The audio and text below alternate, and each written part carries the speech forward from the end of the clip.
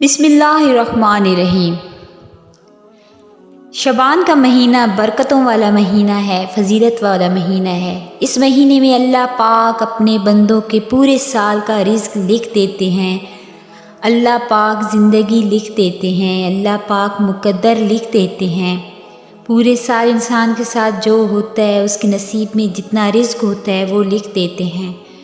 تو اللہ تبارک و تعالیٰ سے اپنے لیے رزق مانگیں، ڈھیروں رزق مانگیں، اللہ تبارک و تعالیٰ دینے والی ذات ہے۔ شعبان کے پیر یعنی سوموار کے دن کا وظیفہ ہے، جو آپ شعبان کے کسی بھی پیر کو کر سکتے ہیں، جو بھی سوار ہو، پہلی ہو، دوسری ہو، تیسری ہو، چوتھی ہو، جو بھی سوار ہو۔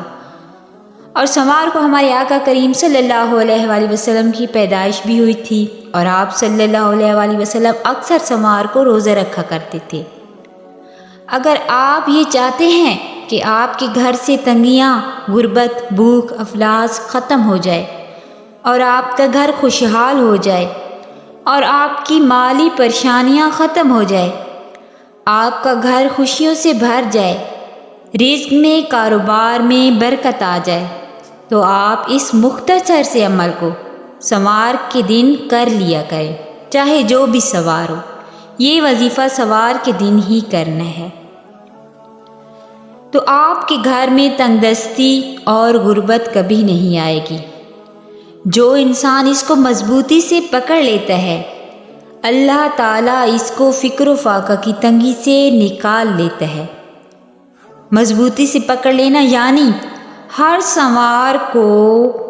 سوار کو یہ عمل لازمی کرنا، وقت نکال کر۔ آپ صلی اللہ علیہ وآلہ وسلم روزے کی حالت میں تھے۔ صحابہ نے پوچھا، یا رسول اللہ صلی اللہ علیہ وآلہ وسلم، آپ صلی اللہ علیہ وآلہ وسلم روزے سے ہیں؟ تو آپ صلی اللہ علیہ وآلہ وسلم نے فرمایا کہ ہاں۔ تو صحابہ نے عرض کیا، یا رسول اللہ صلی اللہ علیہ وآلہ وسلم، روزہ کس وجہ سے رکھا ہے؟ تو آپ صلی اللہ علیہ وآلہ وسلم نے فرمایا کہ آج کے دن میں پیدا ہوا، میں اپنی پیدائش والے دن روزہ رکھنا پسند کرتا ہوں۔ سبحان اللہ۔ تو دیکھیں، اب عمل کی طرف آتے ہیں، اور آپ نے اپنے عمل کو مضبوط رکھنا ہے۔ اس عمل کو آپ نے لازمی کرنا ہے۔ اگر آپ چاہتے ہیں کہ آپ دولت مند ہو جائیں، آپ کا رزق بڑھ جائے، آپ کے گھر میں خوشحالی آ جائے، آپ پریشان ہیں، بے روزگار ہیں، تو اس عمل کو آپ نے لازمی کرنا ہے۔ تو سوموار کے دن آپ لوگوں نے جو بھی وقت ہو، جب آپ کو آسان لگے، کسی بھی وقت آپ فری ہوں، آپ نے بڑے اطمینان کے ساتھ بیٹھ کر یہ آیت کریمہ پڑھنی ہے۔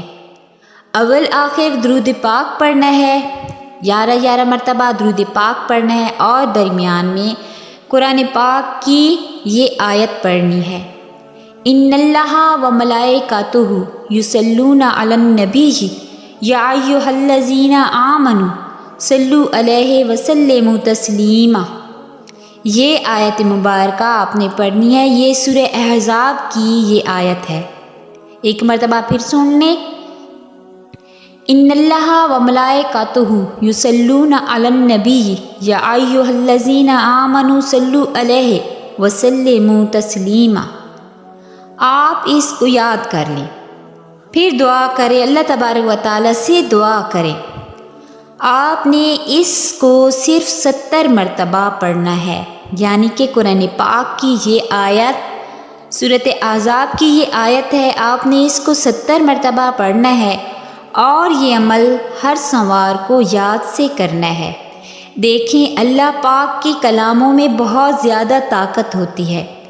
آپ اس کو ایک بار لازمی کر کے آزما لیں، انشاءاللہ اللہ پاک آپ کے رزق میں برکت عطا فرما دیں گے، اور خوشحالی آپ کا مقدر بن جائے گی انشاءاللہ تعالی۔